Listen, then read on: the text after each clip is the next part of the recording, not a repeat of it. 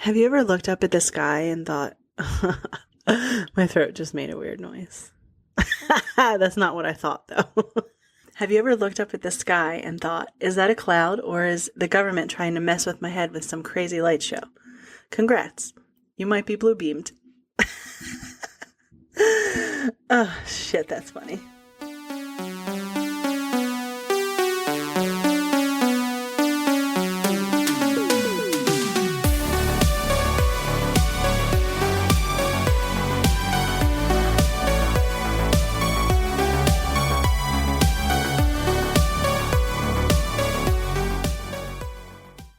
Welcome back to Don't Quote Me, It's Probably Nothing, the podcast where we dive headfirst into the wildest conspiracies, mysteries, and mind benders that make you go, wait, what? I'm Kelly, your voice in the void, and today we're blasting off to... I'm trying to keep my composure while saying blasting off because I love Jimmy Neutron and all I can think of is, gotta blast. Anyway, we're talking about one of the most outrageous theories out there, Project Bluebeam. It's the alleged top secret plan to fake an Italian... not an Italian invasion, an alien invasion. Oh, I cannot read. Anyway, it's a top secret plan to fake an alien invasion using high-tech holograms and some seriously next-level mind control. So is it sci-fi or just the government's ultimate magic trick to usher in a new world order? I'm going to break it all down step by step with plenty of chaos, questions, and a little bit of please don't beam me up vibes. You know, from my last episode when I said beam me up, Scotty. All right, so let's kick things off by meeting the guy who handed us this conspiracy gift on a silver platter, Sergei Monast. Or it might be Monast. Minost could be right. But anyway, picture a Canadian investigative journalist in the early 1990s armed with a notebook, a healthy dose of skepticism, and maybe just a little too much late-night sci-fi watching. So Sergei claimed that NASA and the United Nations had cooked up a secret plan, something he called Project Bluebeam, and the goal was to simulate a worldwide apocalypse or a grand religious event like the Second Coming of Jesus, using advanced holographic technology so convincing it would fool everyone on the planet. He said that this elaborate hoax was designed to dismantle existing religious beliefs and social structures, clearing the way for a new world order, basically a global government that would control everything and everyone. Sounds like a blockbuster movie script, right? But anyway, Sergei was dead serious. He detailed how this project would use technology way ahead of its time to project gigantic 3D holograms in the sky with fake alien invasions and even implant messages directly into people's minds. Which, if they're going to do that, please implant the message of clean your dang rooms and stay home and eat all the freaking chips, Kip, into my kids' teenage minds. That was my Napoleon Dynamite voice, and I hope you guys liked it. Anyway, so to make things extra spicy, this all supposedly started as a way for NASA to justify their space programs and expand their budget because nothing says trust us like faking an alien invasion to scare everyone into submission. Okay, so now that we know where Project Bluebeam came from, let's get to the juicy part. And I'm sorry I just chuckled, but I literally recorded this 15,000 times because I keep saying blue bean and not blue beam. But yeah, so now that we know where that idea came from, we can get into the juicy part, which is 4 steps that Sergei laid out for how this whole cosmic hoax was supposed to go down. So the plan starts by collapsing all existing religious beliefs. So according to this theory, this would be done through massive earthquakes or other disasters that reveal, and you can't see me, but reveal is in air quotes, new archaeological discoveries. So basically fake relics or ruins that disprove all major religions. Imagine the world's biggest gotcha moment to shake people's faith to the core. It's like the universe hitting the reset button on your spiritual playlist, which Jesus is my homeboy, so there's that. So next up is the gigantic, ultra-realistic 3D holograms projected into the sky. We're talking mega holograms of religious figures or alien ships appearing in the atmosphere, talking in every language, because apparently the government's got the ultimate multilingual translator. And the idea is to stage a grand spectacle so convincing that people would think the apocalypse, the second coming, or an alien invasion was actually happening. And it like sounds like Coachella meets Area 51. Which, do you guys remember when all those people were like gonna storm Area 51? And then I think there were like some videos, I think maybe like 2 people showed up with like a sign. Good times. So things get personal here because this theory says they'd use artificial telepathy to send messages directly into people's minds. So no phones, no text, just straight up mental broadcasts. Like, imagine your phone notifications popping up inside your brain, but instead of memes, it's a cosmic command from the powers that be. And then finally, there's the grand finale, step 4, which is a simulated alien invasion or apocalyptic event so intense it forces people to accept a one world government or a new world order as like the only option left. It's like the ultimate, we're all doomed, so let's just unite moment, except it's all stages with light shows and mind games. Sounds wild, right? But remember, for believers, it isn't just like a sci-fi fantasy. It's a blueprint for controlling humanity on a global scale. For skeptics, it's a perfect storm of paranoia and Hollywood-level imagination. Either way, it makes you look at the sky a little bit differently. All right, so now let's talk tech. Because Project Bluebeam isn't just about spooky theories. It's got some pretty wild technology claims that sound like sci-fi come to life. So obviously there's the holograms, and think like Star Wars level holograms, but on like a global scale. Using satellites or high-powered projectors, these images could be seen like from anywhere on Earth. Like, imagine looking up and seeing a massive alien mothership cruising through the clouds, and the aliens are up there like, Earth? Yeah, no thanks. Then there's HARP, which, like, when I was doing the research for this, I'm like, what does AARP have to do with this? But anyway, HARP, HAARP, is the High Frequency Active Auroral Research Program, and it was originally designed to study the ionosphere and radio wave propagation, but conspiracy theorists say that HARP's real purpose is mind control and weather manipulation. So the idea goes that it might be used to help create those fake disasters or control how people react to holograms. And then there's like lightning storms and weird weather patterns, all part of the grand Bluebeam plan, apparently. That was a lot of P's. There was a lot of P's in there. But also, have you guys seen these storms lately? Because they've been wild. Don't forget about satellite projections and advanced sound technology, which the theory claims can send messages or images directly to people's heads. The infamous artificial telepathy we talked about earlier, but instead of your phone buzzing, you'd get a mental notification from the overlords. And I think my overlords are stuck in their nostalgic 90s phase, because I've been over here singing Just Another Day by John Cicada, and I would sing it for you, but I don't want you to turn my podcast off just yet. But anyway, here's the kicker. While some of this tech exists in bits and pieces, most experts agree that it's nowhere near the level needed to pull off a worldwide seamless holographic invasion.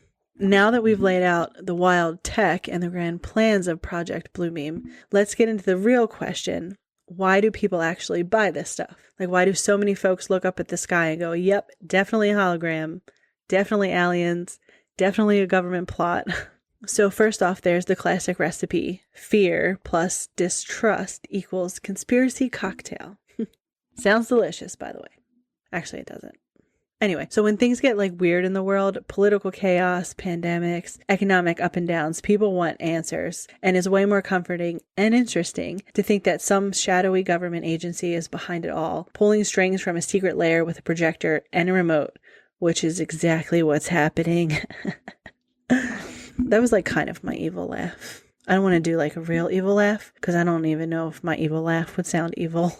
Then there's the psychology of pattern recognition. So our brains are wired to find meaning and connections, sometimes where none actually even exist. Seeing a random light in the sky, hologram.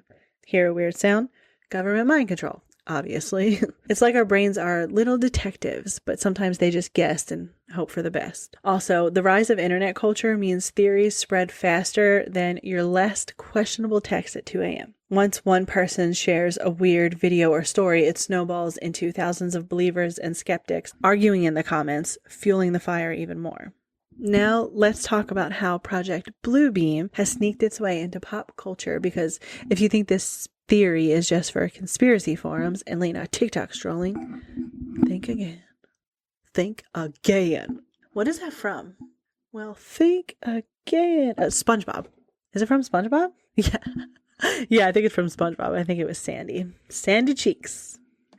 Okay, so first off, movies and TV shows have long loved the idea of fake alien invasions and government mind games. So think classics like The Truman Show, where the whole world is a stage and the main guy's life is manipulated without him even knowing. Or They Live, where hidden messages control the masses. Not exactly like Bluebeam, but definitely vibes of that what if reality wasn't real energy.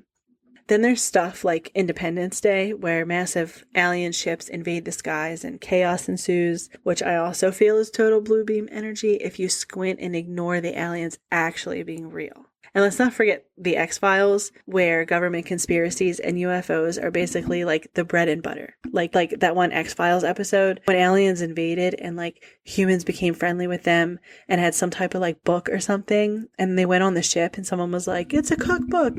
Anybody remember that episode? Because I do. Anyway. On social media, especially TikTok and YouTube, you'll find tons of creators like dissecting Project Bluebeam, some seriously, some sarcastically, and some just for like the meme value. So there's really like not too much on this, but I did find a few Reddit stories, and I searched for like UFO sighting stories and Project Bluebeam, and I came across a post where a Redditor had an apocalyptic dream where they were 12 and later in life realized it matches Project Bluebeam. So this is from Imaginary Contract 100, and it says, "When I was around 12 years old, I had a dream that I still think about to this day. In it, I was with a group of people huddled around a black hexagon with a countdown, almost like a bomb. When the countdown hit 0, we all ran inside. The sky was pitch black with swirling purple vortexes. Meteors or bombs were pouring out of them, slamming into communities, and people were running through the streets in terror. Men in regular clothing were rounding up civilians at random into their van. I looked up and saw a massive green hologram of a man, presumably a president, broadcasting the same message over and over on a loop. There were spaceships flying around the purple vortexes, making the entire scene feel like an alien invasion. For anyone unfamiliar, Project Bluebeam is a conspiracy theory suggesting that governments will stage a massive fake alien invasion using advanced holograms and mind control tactics to usher in a new world order.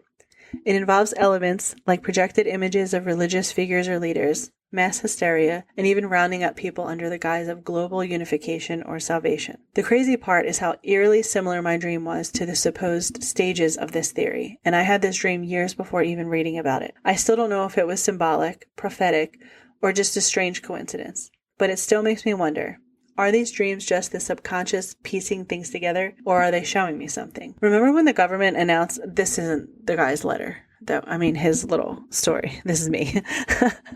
But do you guys remember when the government basically announced like UFO sightings and they were like, aliens are real, UFOs are real, and the world was like, yeah, we don't care. Is Project Bluebeam about to happen? And it wasn't just the name that caught my attention either. So this guy's username is called Gobble Me Good. I'm not sure where you guys come up with these names, but keep it coming because you kill me. Okay. So this one says, Jeremy Corbell confirming Project Bluebeam is about to happen. You will be told a lie.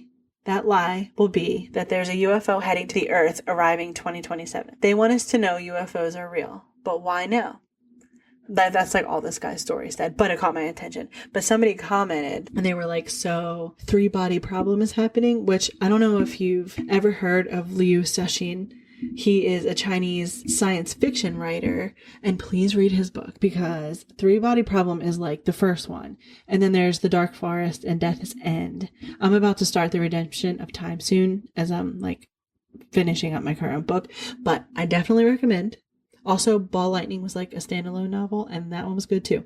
But anyway, back to Reddit. So a comment by Magiant, whatever, Mageant. however you pronounce that. They said, what if there are many alien civilizations, some bad and many good, and the good ones are trying to protect us? So the only way bad ones influence us is by some conspiratorial exciting. Huh.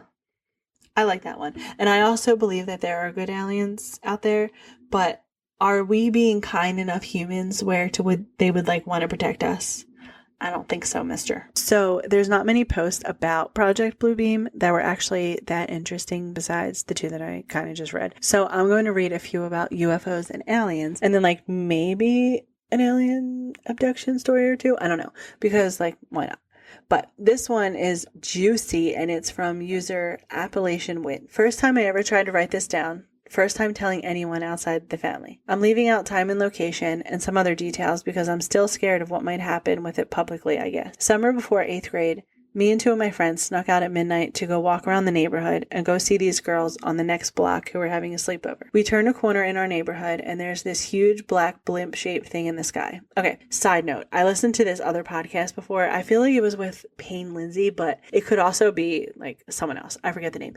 But anyway, there were these Air Force pilots and they encountered this like tic-tac shaped aircraft that were super duper fast and were like moving from one place to another like in a flash. And you can hear the pilots like talking about it, trying to catch up to it, and how like they were just like disappearing. But anyway, the Tic Tacs are the same shape as blimps kind of, but like smaller.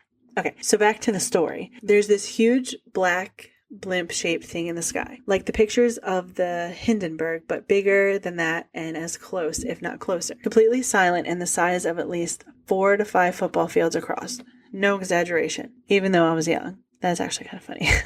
Because that could be an exaggeration. We stare at it entranced, asking each other over and over again if we see it, which we all agree that we do, standing there, frozen in one place. It's like black, polished gunmetal, no lights, no sound, no anything, just hovering there. And then, I don't know what happened, but time clearly jumps. Next thing I remember is the craft, ship, government experiment, whatever the hell is going on, whatever it is, has gone, and there's a tiny glowing white barbell thing in the sky, seemingly slowly falling to earth with wisps of smoke coming off it. Then, 2 brand new black trucks with silver gearboxes on the back, like F-150s or S-10s, but nicer, came speeding down the street, going about 75 in a residential 25 miles per hour neighborhood. Then after that, I remember walking home to one of my friends' houses and going back to bed. At that point, it was like 5 or 6 a.m. and the sun was coming up. We all made a promise to tell my dad in the morning because he worked for the city, but we never did. I don't know what happened later in life to one of my friends who was there, but the other was my best friend, and we sort of made an unspoken pact to never talk about it. We all grew up, and I sort of lost touch with him too. We did reconnect over Facebook and such over the years, but it was like there was something between us neither of us wanted to touch or talk about. I mean, I think I have an idea what that might be, bud. Looking back at it now, there's no way we could have been the only ones to see it. It wasn't that late at night, and it was over a heavily populated suburb of a major city. The idea of this has always scared me more than any sort of possible abduction scenario. That there were others, and we're all voluntarily suffering a sort of collective amnesia, except in how we're not. I've thought about hypnosis, but that scares me too. Plus, I'm not sure if I trust the result. I was just a kid then.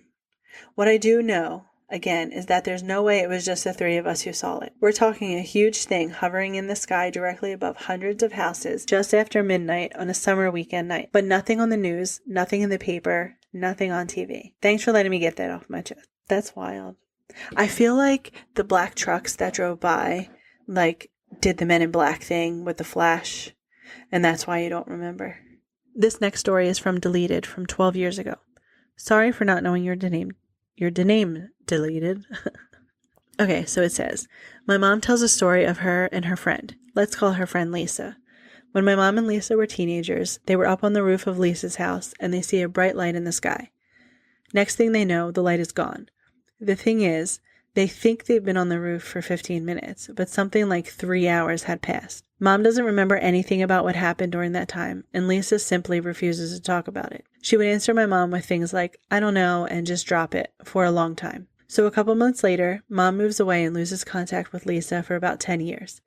She finally met up with her again, and immediately noticed that something is odd about Lisa. Lisa appeared very distant to her, with like a very dreamy demeanor. She was really happy and at peace, but for no good reason. After they talk a bit, Lisa brings up the incident on the roof. Mom says she still doesn't really remember anything about it, but Lisa remembers. She remembers everything. She said that at first, it was all in bits and pieces, and she couldn't remember any part of it clearly. She was confused and scared and wanted to avoid discussing it. Then, as time passed, she began to remember more of it. She remembers it all clearly, and she remembers the other 3 times she was abducted after that clearly as well. At first, they paralyzed her somehow and did all sorts of invasive experiments on her, but by the most recent time, they stopped probing her and began to talk with her.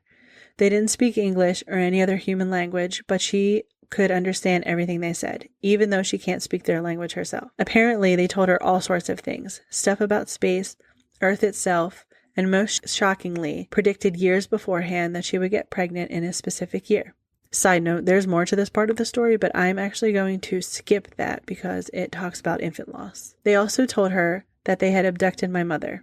Another time after that first incident. Mom says she has no recollection of any other potential abduction, but she does have recurring nightmares of being abducted, but she's almost sure, that almost sure was in air quotes, that they're just that, nightmares. Anyway, Lisa tells Mom that every time she speaks with them, she comes to understand the truth more and more. When Mom inquires what the truth is, Lisa just says that you will know eventually, and she says that once she's learned of the truth, everything became wonderful. Mom has seen her a few more times over the years. We still live in another state from her, and she apparently has a pretty normal life, and she doesn't obsess over alien stuff like some supposed alien abductees usually do. She only ever brings it up in passing, not like it's a central part of her daily life. That's wild.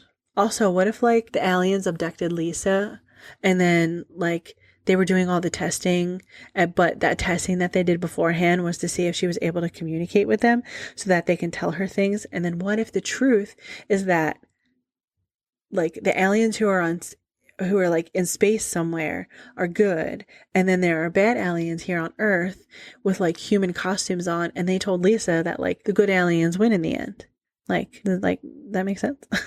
Okay, this next one is also from Deleted, and I don't know why Deleted keeps deleting, but anyway, this one says, I can't say for sure what happened to me that night, but here's what I know. I was driving home for the weekend from school at Indiana University. It takes me about 2 hours to get home. I left Bloomington around 10 p.m. At exactly 10:53 p.m., I am on a rural stretch of a 2-lane highway I take home, and I notice what appeared to be flashing lights behind me. I thought, great, I'm getting pulled over. So I turn onto the next county road, about a quarter mile from where I noticed the lights. As the car came to a stop and I started to open my glove box to get out my registration and proof of insurance, the lights suddenly disappeared and no car drove past. Now here's where the story takes a turn for the weird. I actually love that. A turn for the weird. I'm going to say that from now on. But anyway, now here's where the story takes a turn for the weird. And I'm sure you guys will think I'm just making it all up because it really does seem like something straight out of a typical UFO movie or story. The electronics in my car started to go haywire. The radio was randomly changing stations while the volume kept going up and down while the dome light and headlights start to flicker and turn off and back on. This was at 10:56 p.m. I started thinking to myself that my battery must be failing or else I have a short somewhere in the electric system of my car. So I leaned down to pop the hood so I can take a look at the battery, and that is the last thing I remember doing. The next thing I know, I open my eyes and see nothing but the sky full of stars. It was a cold night and it seemed like I had never seen the stars that bright in my life. I sat up and looked around and I saw absolutely nothing. Nothing at all. I was in the middle of a field surrounded by corn stalks left over from a recent harvest. As I started to come to my senses, I started to freak out. Where am I? Why am I asleep in the middle of the field? Where is my car? I get up and start walking toward the distant headlights I could see from the road about a half a mile away. When I got to the nearest intersection, I looked at the signs which read 350 North and 350 West. I was half a mile away from my car, which was just right off the main road. I started walking towards the headlights that I could see on the main road. I can't say how long it took me to walk about a half a mile, but it couldn't have been more than 10 or 15 minutes. When I arrived at my car, all the lights were out. My battery had died, which struck me as odd because I couldn't have been gone for that long. I look at my phone, which was sitting on the passenger seat, and the time was 2:17 a.m. Over 3 hours had passed since I turned off onto the side road for the flashing lights behind me. I remember sitting in my car completely dumbfounded, wondering what the hell had just happened to me. After about a half hour of just sitting there, I remembered that my battery was dead, so I got on the phone and called AAA to come out and give me a jump. When I was typing this out, though, it says give me a hump. Anyway, it took them about an hour for them to get out to me since I was a good distance away from the nearest town, during which time I just sat in silence, running through the possible scenarios in my head concerning what had just happened. To this day, I couldn't tell you what really happened to me that night. All I know is I can't think of any plausible explanation as to why I woke up over half a mile away from my car, in the middle of a cornfield, more than 3 hours after I stopped. I have only shared this story with one other person. I am sure people will either look at me like I'm crazy, or they would call bullshit on the whole story. I can't blame them. If somebody came to me with a story like that closely mirrors the stereotypical encounter story, I probably wouldn't believe them either. These stories are giving me the heebie-jeebies. Alright, I will read one more because this episode will be like 4 hours long if I don't stop. So this one's from Half Empty 69. Also, half empty. I hope that you are all full now. Okay, so it says, okay, here it goes. The first time I had ever seen anything, I was 7 in Houston, Texas. I used to like to climb on top of my mom's Suburban in the driveway and stare at the stars. One night I saw an intensely bright floating light over the tree line, probably about a half a mile away. I hollered, but nobody came to see it. I did not see anything else until March of 2008. This experience happened between the 10th and the 15th, but I can't give a specific date because I was up for 4 days trying to come up with some explanation to satisfy what I had seen. This was in Tuscaloosa, Alabama. My mother lived in a garden home community, all houses the same size, all one story, and you had great visibility distance-wise. I walked out of my buddy's place at exactly 4 a.m. to a bright, starry night. When I walked out, something caught my eye to the left of me. I looked over and saw a bright blue, yellow, green, white, red, orange, strobing, flashing light floating silently to the left. I stood in awe at it and did not want to go grab anyone because I didn't want to miss anything. I watched as it passed in front of the moon behind my friend's place, and I saw the outline of the craft. It was a teardrop, sunflower seed type shape, and the craft seemed to have lights being transmitted from the top half of it. It was almost as if it was transmitting some light pattern upward. It also had a dark, thin, smooth line of exhaust that appeared 50 to 75 feet behind it. This all occurred no less than 400 yards away from me. After it passed the moon, I ran inside and grabbed someone. He saw it, but it was too far away to make out what it was. I went home, which was only a few blocks away, and looked out from the driveway the same direction the first craft had come from. I saw 2 dim white lights slowly coming over the horizon at a slow pace, heading towards me. I then ran inside and grabbed my mother out of bed. We stood there for about 20 minutes while 5 separate crafts flew over us. First came 2, then 1, about 6 to 7 minutes apart from each other. Maybe 20 miles per hour, maybe 200 feet up, completely silent. The way they had looked from underneath was each one had a huge bright white lights, which were maybe 30 to 40 feet across each way, but they were so bright it was hard to get a good estimate. They also had a pulsating red one between the white lights that dimmed and relit. I would estimate from the size of the white lights that each craft was maybe between 150 to 200 feet wide. The last craft that flew over us flew over lower and slower than the first 4 had. Then it made a noise. It let out a sound that to this day haunts me. It was so loud, and the craft did that twice. These crafts flew directly over us, and I believe that sound was an acknowledgement. Whatever was piloting it knew we were watching it, kind of like a hello. I immediately started crying. I had no idea what I was looking at or just heard. The second big experience I had occurred a couple weeks later. I was standing in my driveway smoking a cigarette, listening to my iPod somewhere around 2 a.m. I decided to pause my iPod to turn the back light on, waved my hand over it a couple times, making somewhat of a strobe pattern. I didn't hear anything, I didn't see anything come up, but I got that being watched feeling. I looked up, and directly above me was a trapezoid-shaped craft with round edges that had a dark red and black, pulsating, glowing outline. It was like flowing electricity. It was not even 75 feet up. I could have hit this thing with a rock. I stood there while it hovered directly above me, completely silent for maybe 10 to 15 seconds, similar to the ball that Luke trained with in Star Wars. It hovered side to side, front to back in smooth motion, never getting more than 20 feet away from its original position. It was extremely fascinating, but I was frozen stiff.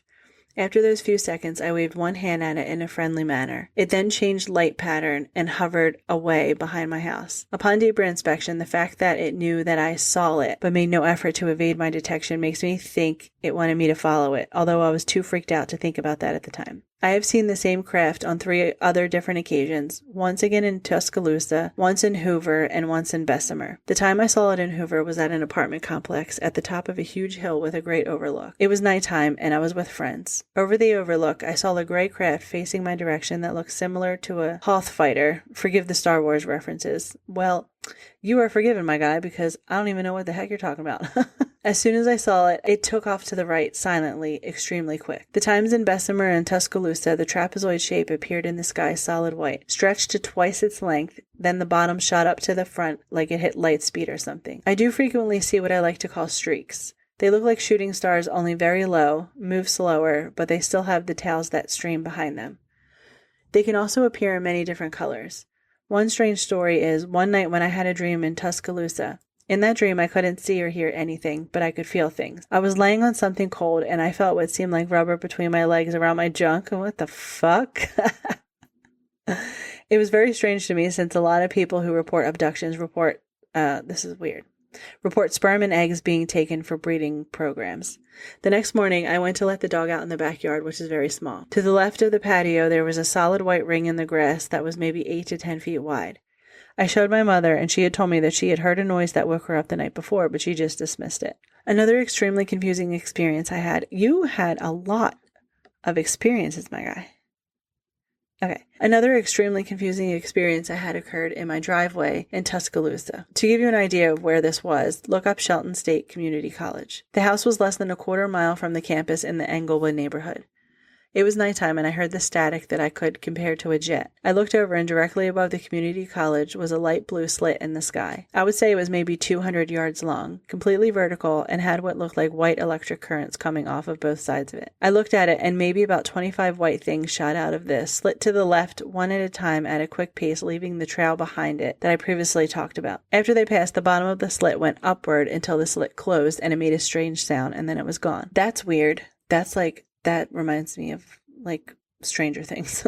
I've also had a bunch of experiences with orbs. Some solid lit that float across the sky or move in strange patterns, and some that brighten up to a great intensity and then fade as they pass. After that first big experience, I started doing some research because I was so confused. I understand that I've had an abnormally large amount of experiences, and I honestly can't tell you why. I wish I could. Well, thank you for addressing that, because I was just about to bring that up. Even though I mentioned it earlier. I found a type of UFO witness called a contactee. These people are similar to abductees, except they are kept up with. I have no idea why I've had so many experiences, and I have only listed a fraction of them. My guess would be that since I acknowledged the presence of whatever it was I was seeing, it decided to keep up with me. It's kind of a gift and a curse. There are so few people that I can talk with about it and be taken seriously. I want to seek hypnotherapy to see if there might be anything else I could uncover. I'm grateful, but still don't know much about my experiences. If you can get anything out of what I shared, then great. Well, half empty, 69, that was a lot. Well, I hope you're doing well, and since this was written 12 years ago, I'm curious if you've had any recent UFO encounters. So, with all of the hologram talk and stuff, what if there's a bunch of UFOs floating around up in the sky? Right? And what we see in the sky, like the blue, is a hologram. And then the clouds and all that stuff are real, but what if it's used by the bad human aliens to block the good aliens from coming to Earth to protect us? And the UFO sightings that people see are the good aliens, who somehow got through. And then, the black trucks that come in are the bad aliens again, doing the whole flash thing to wipe your memory so that you don't remember that they're bad aliens. And then the good aliens have somewhere to come through, have to somehow come through the hologram barrier and do it all over again, hoping that someone remembers. That could be a thing. I think that can be a thing. But anyway, thanks for spiraling with me. That's a wrap on Project Bluebeam. But whether you think it is a master plan for world domination or just an elaborate story born from late night internet scrolling, and one thing's for sure, it's wild. But anyway, if you have your own Project Bluebeam stories, or maybe some UFO sightings that made you do a double take, send them my way so I can share them next time. Speaking of next time, get ready, because we are switching gears and talking about something equally as fascinating, I think. Hollywood conspiracy theories, or Hollyweird, as some people call them. From Michael Jackson possibly still being alive to secret societies pulling strings behind the scenes. I want to unpack the juiciest, wildest rumors from Hollyweird. But before you go, I have to play you my favorite song of the week. I've been vibing so hard to this song, and I really hope you love it. This is Taste by Crooked Ways. Be kind to someone for no reason, and go be amazing. Oh, well, it's quite an impression. 5 feet to be exact.